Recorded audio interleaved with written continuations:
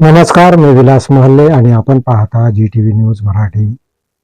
इंधन मिळणं बंद होणार आहे अशी अफवा पसरल्याने यवतमाळ जिल्ह्यातील घाटंजी येथे पेट्रोल पंपावर वाहनाच्या लांबच लांब रांगा लागल्या।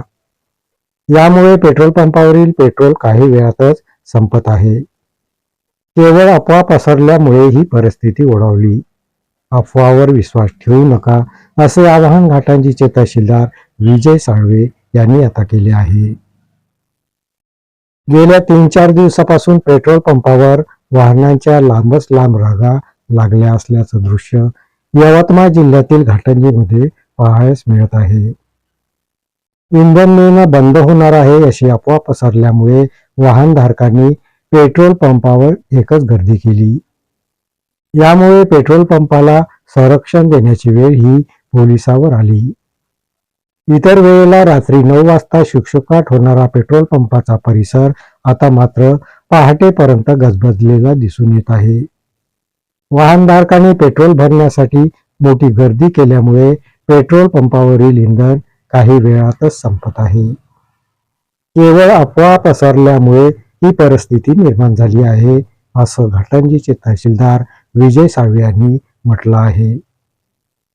अफवावर विश्वास ठेवू नका असंही आवाहन तहसीलदार विजय साळवे यांनी नागरिकांना केलं। संजय ढवळे, प्रतिनिधी GTV न्यूज मराठी। इंधन मिळणं बंद होणार अशी जी काही अफवा पसरविण्यात आली त्या अफवेवर नागरिकांनी विश्वास ठेवू नये असे आवाहन घाटंजीचे तहसीलदार विजय साळवे यांनी केले आहे। पाहूयात। नमस्कार सर्व घाटंजी वासियांना। तहसीलदार घाटंजी तर्फे सूचित करण्यात येते की आपल्या घाटंजी तालुक्यामध्ये 4 पेट्रोल पंप असून तेथे पेट्रोल आणि डिझेल याची कोणतीही कमतरता नाही। मी अशी सर्वांना विनंती करतो की आपण कोणीही अफवेवर विश्वास ठेवू नये। तसेच नेहमीच आपण जो काही पेट्रोल या डिझेल भरत असतो तेवढेच आपण भरावं। कोणी साठेबाजी करू नये। साठेबाजी करून कोणी आढळल्यास या व्यक्तीवर जे कायदे प्रचलित त्या कायद्यानुसार कडक कारवाई करण्यात येईल।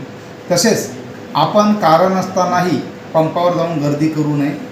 विनंती एवढीच आहे की आपण आपल्या गर्दीमुळे जो गरजू व्यक्ती आहे त्याला त्रास होतो आणि त्याला योग्य ते पंपामधील सहकार्य मिळत नाही आणि डिझेल पेट्रोल त्यांना मिळत नाही। म्हणून विनंती आहे सर्व घाटंजीकरांना की आपल्या घाटंजी तालुक्यामध्ये जे 4 पंप आहे तसेच गॅस एजन्सीकडे ज्या 2 एजन्सी त्यांच्याकडे मुबलक प्रमाणात साठा आहे। त्यामुळे अफवावर कोणी विश्वास ठेवू नये आणि काही अडचण आल्यास ताबडतोब पुरवठा अधिकारी यांच्याशी आपण संपर्क साधू शकतो। या बातमीपत्रात इथेच थांबतो। परत भेटूया नवीन बातमीपत्रात। तोपर्यंत पाहत राहा GTV न्यूज मराठी। नमस्कार।